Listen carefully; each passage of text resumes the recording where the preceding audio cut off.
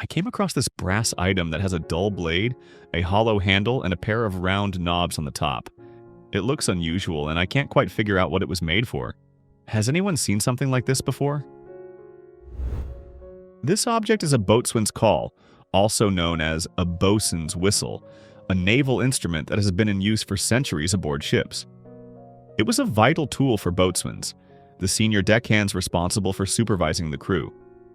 Before the era of modern communication systems, orders had to be heard clearly across the noise of crashing waves, wind, and busy ship activity. The high-pitched, piercing tone of this whistle made it ideal for cutting through those sounds, ensuring commands were received quickly and understood by all.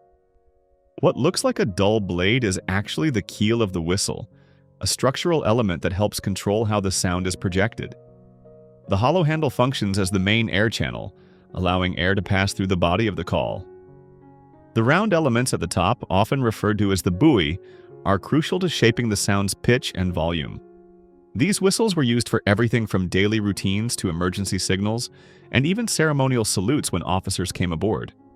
Though largely ceremonial today, the boatswain's call remains a recognizable symbol of naval tradition and discipline. I came across this table in an antique store, and the seller mentioned it was once used to trick people during fake séances. I'm curious if anyone knows what kind of purpose this table might have served. This object is an electrophone table, a fascinating piece of late 19th to early 20th century technology that allowed subscribers to listen to live performances from theaters, music halls, and churches via telephone lines. Introduced in London around 1895, the electrophone system enabled users to connect to a central switchboard and choose from various live audio feeds. The table itself was designed with multiple hooks for headsets and concealed wiring to maintain a tidy appearance. Subscribers would don headsets and enjoy live performances from the comfort of their homes. The electrophone service was particularly popular among the affluent, as the subscription fees were relatively high. However, with the advent of radio broadcasting in the 1920s, the electrophone system became obsolete. I came across this heavy brass disc while going through old family items. It has 7 removable plugs, each numbered and slightly increasing in size, and the name Townley engraved on it. We found it years ago on the Isle of Man, and it's been in the family ever since. This object is a set of 7 graduated brass weights housed in a matching brass holder, most likely used with a balance scale in the early 20th century. Sets like these were common in apothecaries, general stores, and small trades across the United Kingdom, where precise manual weighing was essential before digital or spring-loaded scales became widespread. Each plug-shaped weight would be removed individually and placed on one side of a scale to counterbalance the object being measured on the other. While the exact date of manufacture is unclear, the design and craftsmanship are consistent with British weight sets, produced between the late 1800s and early 1900s. I found several ceramic tubes in a drawer full of old odds and ends. They were probably white originally, but have yellowed with age. Each one has holes running all the way through and a small stamp near the thicker end. They're lightweight, made entirely of ceramic, and have a rough, unglazed surface. Any idea what these might have been used for? This object is a porcelain insulating tube, part of an old electrical system called knob and tube wiring, which was commonly used in buildings from the late 19th century through the early 20th century. These tubes were designed to protect fabric-covered electrical wires as they passed through wooden beams or joists in walls and floors. By threading the wire through the ceramic tube, electricians could prevent direct contact with the wood, reducing the risk of fire or wear over time. The tubes also helped insulate the wires where they crossed each other, offering a layer of protection in case one wire broke and dropped onto another. Although this method has long been phased out in favor of modern wiring systems, these ceramic components occasionally turn up in antique collections or during home renovations. I was given this World War II-era box kite stored in a yellow metal container by my grandfather when I was a kid. He said it had been used by a branch of the British forces, though he didn't say which one. The instructions on the container show someone in what looks like a life raft using it, and there's a welded ring pull on the lid, possibly meant to attach to the kite. Does anyone know what this would have been used for, and which part of the military might have used it? This object is an RAF emergency box kite, part of a World War II-era survival radio set often nicknamed the Gibson Girl, due to the curved shape of the radio transmitter it was paired with. It was issued to air crews as part of their survival equipment, in case they were forced to ditch over the sea. The kite's purpose was to lift a long wire antenna high into the air, dramatically improving the range of the hand-cranked distress radio.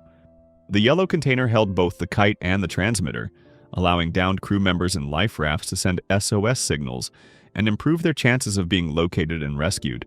The ring inside the lid was used to secure the antenna or tethering line, keeping everything stable during transmission.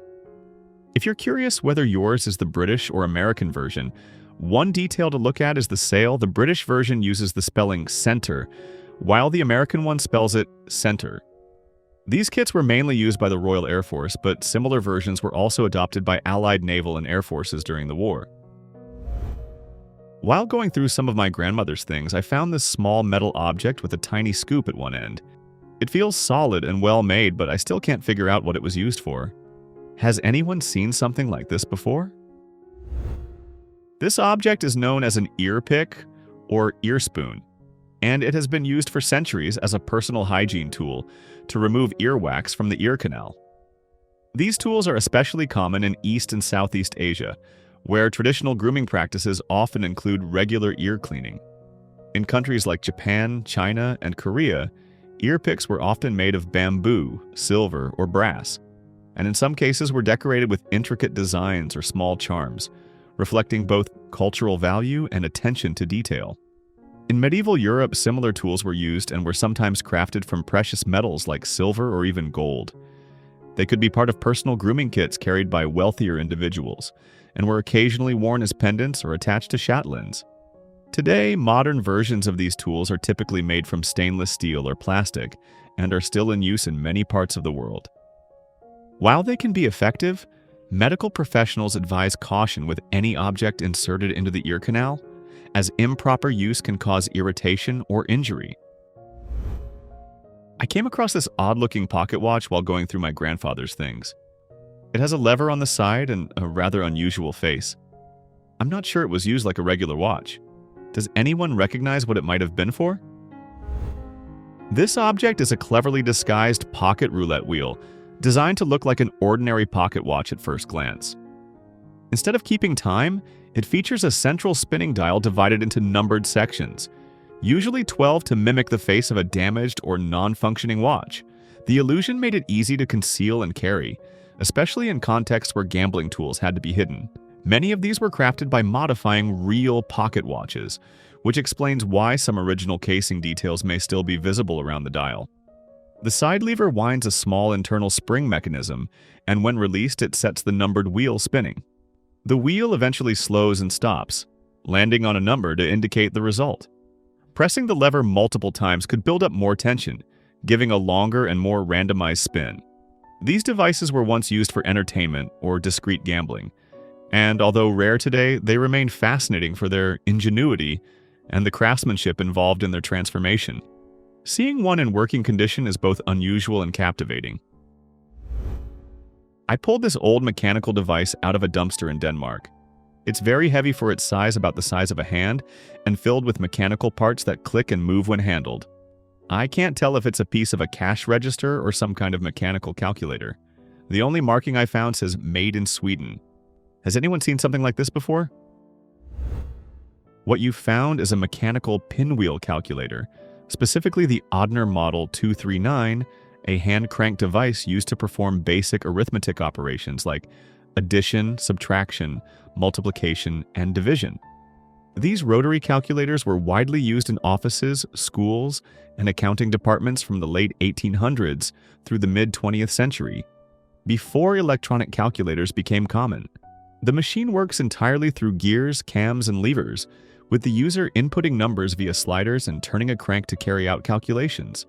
The model you have was manufactured in Sweden between 1955 and 1967 by the company Original Odhner, although the first version of this calculator was invented in 1873 by Vilgod Theophil Odhner. a Swedish engineer working in Russia production, eventually moved to Sweden after the Russian Revolution.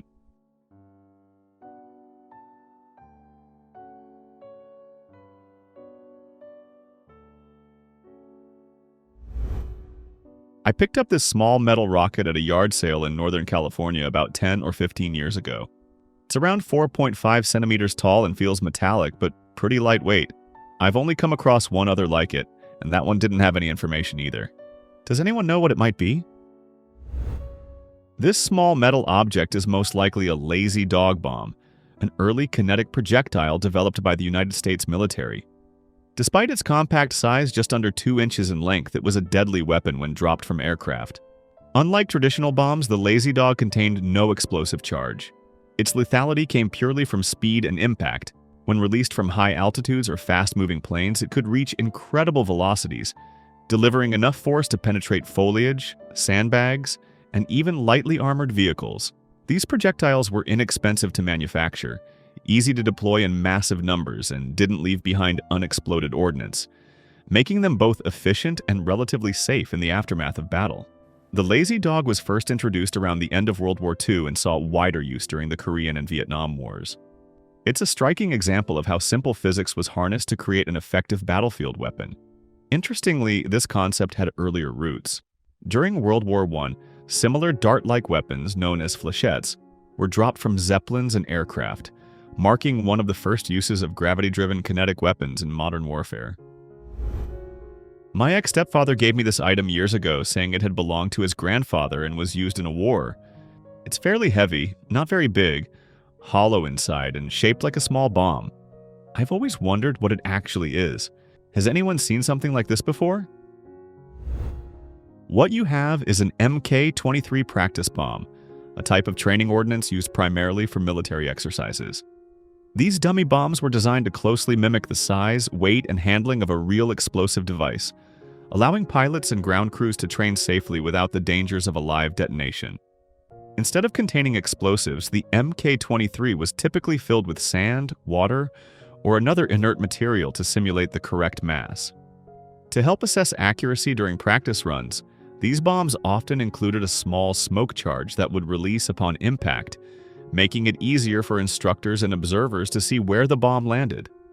Devices like the Mk-23 were an essential part of training routines during the mid-20th century, giving servicemen the ability to rehearse bomb runs under realistic conditions without the associated risks. I picked up this glass flask at a garage sale over 15 years ago, and it's been a bit of a mystery ever since. It's filled with a thick brown liquid and has plastic caps on both ends. My mom recently found it again while packing for a move, and I still have no idea what it is. I remember wanting to open it as a kid, but now I'm honestly a little nervous about what's inside. Has anyone come across something like this before? This object is actually a decorative bubble timer, a popular novelty item from the 1990s, used mainly for home or office decor. It contains a thick, slow-moving liquid that creates small air bubbles, which rise gradually when the flask is turned upside down. The movement is meant to be soothing and visually interesting, with each bubble taking several seconds to float to the top. After a few minutes, once all the bubbles have finished rising, you can simply flip it over again to restart the process. These types of items were often found on coffee tables, bookshelves, or desks, alongside other calming or playful display pieces like sand timers or oil and water motion toys. While it may look mysterious at first glance, it's harmless and was designed purely for aesthetic enjoyment. I found this wooden box with a sliding lid and a hinge at one end. It's roughly a foot long, has no visible markings, and came from a box of old family belongings, possibly something that belonged to one of my grandparents. There's a keyhole-like opening on the side. Does anyone know what it might have been used for? This object is a handmade wooden pencil box, a type of project that was commonly built by high school students in woodworking classes during the 1960s and 1970s. These boxes were simple in design but practical, making them an ideal way for students to learn essential skills like measuring, cutting, sanding, and fitting sliding lids. The version you found, with a hinged section and a slot resembling a keyhole, might have been slightly customized either as a personal touch or to serve an additional function, such as storing specific drawing tools or pens. While mass-produced versions existed, the handmade ones often had unique details depending on who made them and how much time they spent refining the finish. Now I want to invite you to help identify an unusual object. What do you think this bright orange plastic capsule could be? There's a warning on the bottom that reads, "Dangerous explosive." Leave your guesses in the comments and I'll reveal the answer in the next video.